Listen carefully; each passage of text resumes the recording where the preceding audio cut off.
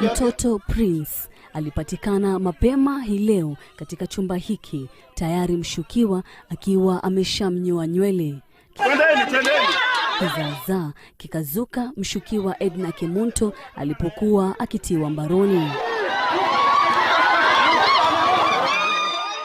Kabla ya kutiwa mbaroni, wazazi wa mtoto Prince walihangaika wakimtafuta.